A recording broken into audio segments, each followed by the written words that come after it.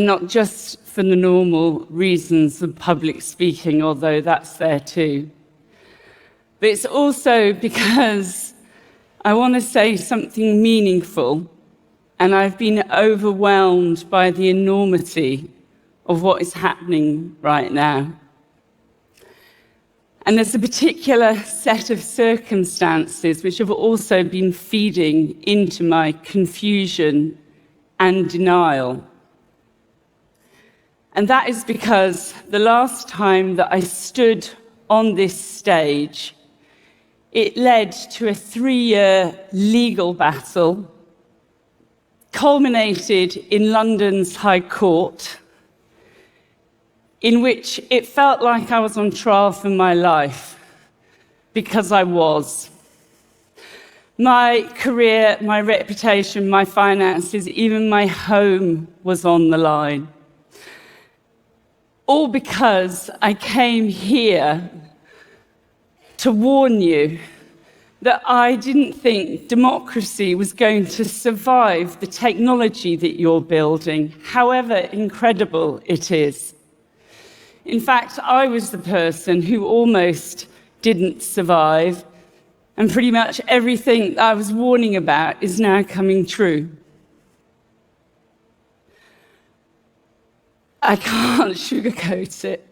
It's a bit of a head fuck. I have a lot of emotions about coming here, and Ted also, I suspect, is feeling them too. But what actually I finally realized yesterday is that the denial and the confusion that I've been feeling is maybe what you're feeling too. I felt powerless for a really long time. So if that's what you're feeling, I get it. But we have to act now. My alarm system is ringing again. There are things that we can do. In my case, I survived, and you will too, but it's by learning how to fight back. This is my guide, and it has to start with naming it. It's a coup.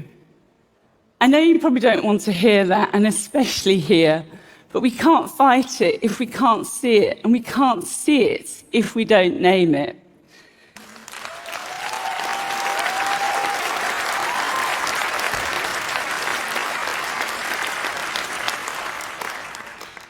The Russian and American presidents are now speaking the same words. They are telling the same lies. We are watching the collapse of the international order in real time, and this is just the start. Coups are like concrete. When they stop moving, they set. It is already later than we think. This image, some of you in this room might know these people. I call it tech bros in hostage situations. It's a message to you. This is Putin's playbook. He allows a business elite to make untold riches in exchange for absolute loyalty. Some people are calling this oligarchy, but it's actually bigger than that. These are global platforms. It's broligarchy.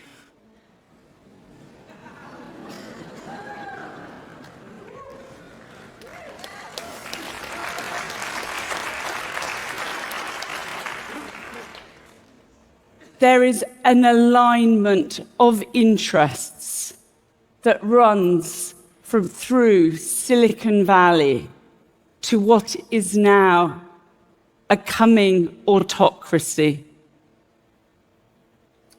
It's a type of power that the world has never seen before. It's always the data.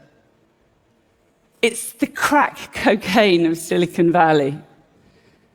You know, the first thing that Elon Musk did was to send his cyber troops into the US Treasury to get access to the data. That is not a coincidence, it's a hack. That data is now feeding AIs that are choosing who to sack and who to replace. Sorry, eliminate fraud and waste. When we broke the Cambridge Analytica story about the harvesting 87 million people's Facebook data, people freaked out, rightly. This is chicken feed compared to that. But it is the blueprint. It's always the data. Which is why it's so important that you start thinking about your private life. The oligarchy doesn't want you to have one. This is the old headquarters of the East German secret police. They kept detailed files on almost 1 in 3 of their citizens. That is nothing compared to what Google has on every single one of us and hundreds of other companies. The entire business model of Silicon Valley is surveillance. It harvests our data in order to sell us stuff. We are already living inside the architecture of totalitarianism.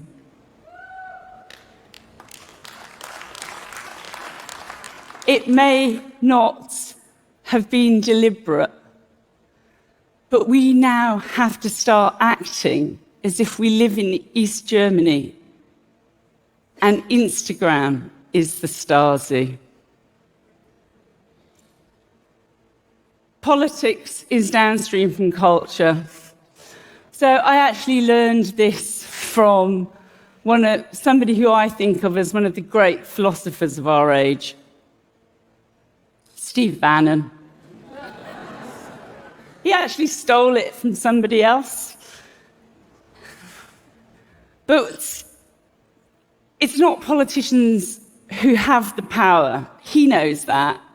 It's why he's a podcast bro these days. But culture now is just what's next on your phone. And that's AI. Culture is AI now. And forget the killer robots. If you want to know what the first great AI apocalypse is, we're already living it. It's total information collapse. And if you take one thing only away from this talk, it's politics is technology now. And that's why everybody in this room, you can't look away. It's why your CEOs have been taken captive and are paraded on TV like hostages. But you have a choice. So Trump, he calls the press the enemies of the people, and he probably doesn't even know that he's quoting Stalin. So what happened to me is a playbook, and it's now coming for all sorts of other people. It was actually a friend of this guy who came after me. It's Nigel Farage. It's a Brexit funder. I'm not going to go super into the details. But 19 press freedom organizations called the lawsuit against me a slap. That means it's a strategic litigation against public participation. A really long-winded way of saying it's using law as a weapon to shut people up, not just journalists, but other public people too, and it works. I just wanted to tell you about one aspect of the litigation which I found terrifying and that was the data harvesting. There's this quote, you may know it, it's Cardinal Richelieu. If you give me 6 lines written by the hand of the most honest of men, I will find something in them in which will hang him. In my case, the first forensic searches of my phone and laptop yielded 40,000 pieces of data. It was my messages, my emails, my voice memos, my personal life. And the whole thing about this, the attack which came for me, was really personal. Because the thing about this litigation is only one part of the playbook. It was also this sort of massive online campaign of abuse, which is just day after day, after day, after day. Because my most unforgivable crime was reporting while female. It was a digital witch burning. And I believe that this man came after me personally, not The Guardian and not Ted. It was because I looked like the weakest link. But he was wrong. And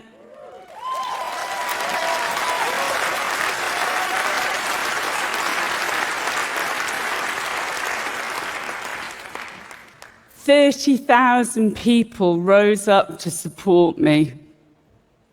They contributed almost £1 million to a legal defence fund because they saw a bully trying to crush me and they would not let it stand. And it always makes me emotional when I think about that. I just heard somebody was saying the camera person, I don't know where they are, contributed. This whole talk is actually my gratitude towards everybody who did that. But it's also why I know about what we have to do next. You know, Trump is suing news organizations, and every day they're settling. These are big corporates with corporate interests. Not everybody can stand up to power, but there are people who are doing it, and we can support them. We have to have each other's backs right now, because we are the cavalry now. You know, this is really important to me, but I spoke to a UK libel lawyer before this talk. I want to say that there is an awful lot of facts set down in a High Court judgment, and we're actually taking the case now to the European Court of Human Rights. We're testing the UK on its laws around freedom of expression. So look after facts. You'll miss them when they've gone. This is Wayback Machine. Give them money. They're trying to preserve the internet as it's being deleted day by day.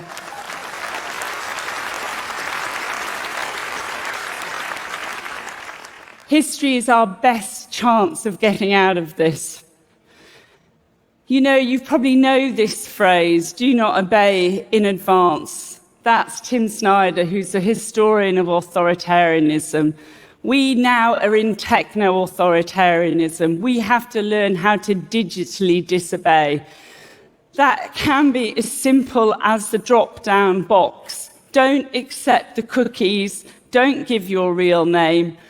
Download Signal, the encrypted messaging app. Don't bomb Yemen. Don't add the editor of The Atlantic to your group chats.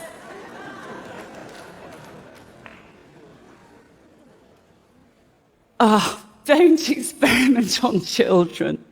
You know, social mores change. We don't send children down coal mines anymore.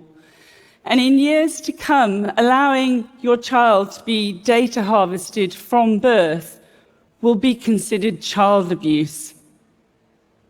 You didn't know, but now you do. Privacy is power.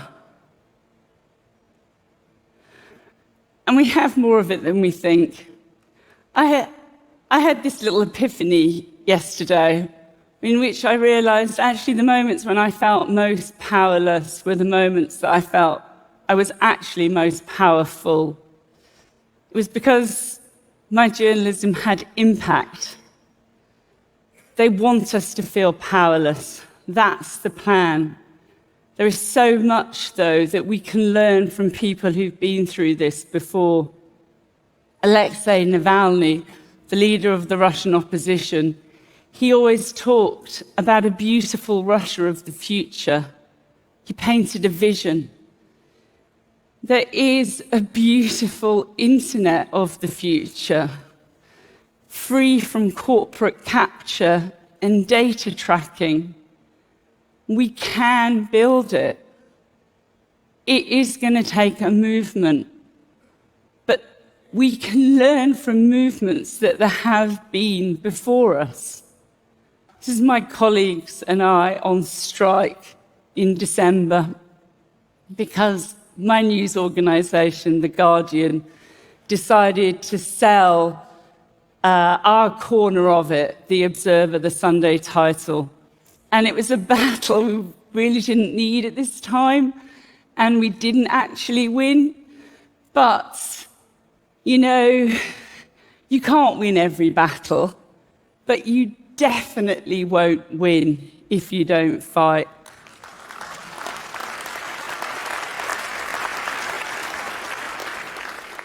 So I want to leave you with this.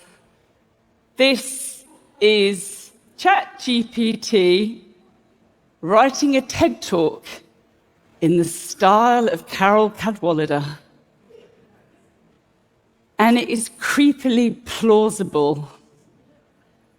But what it doesn't know, because AI is actually as dumb as a rock, is that I'm going to turn to Sam Altman, who is coming here, a TED speaker, and say that this does not belong to you. ChatGPT has been trained on my IP, my labour, my personal data.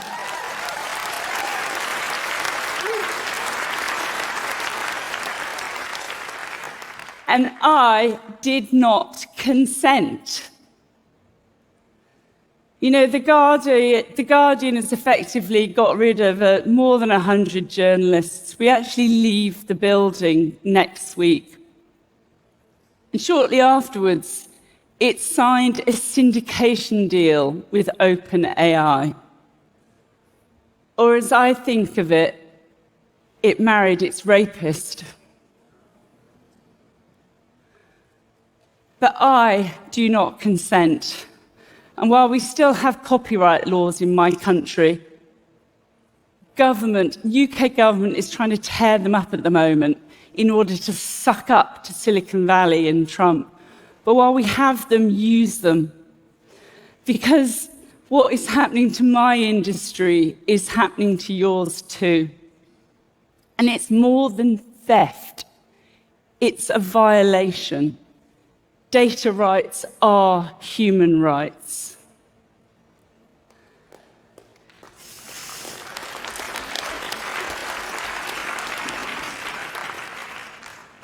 In 2019, I came here and I called out the gods of Silicon Valley. I was wrong. Sam Altman, Mark Zuckerberg, Elon Musk, you are not gods. You are men and you are careless.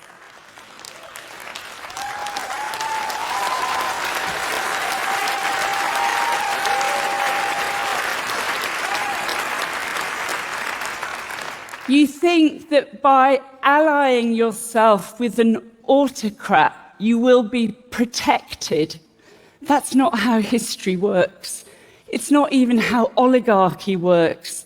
This is Mikhail Khodorkovsky. He was an oligarch until he was sent to Siberia to prison for 10 years after Putin tired of him. You are sucking up to a tyrant who is trying to destroy the laws who made your businesses possible. You're collaborators. You're complicit in a regime of fear and cruelty. But the rest of us, we all here, we have a choice. I chose to come back to TED because I'm reclaiming my story, my words.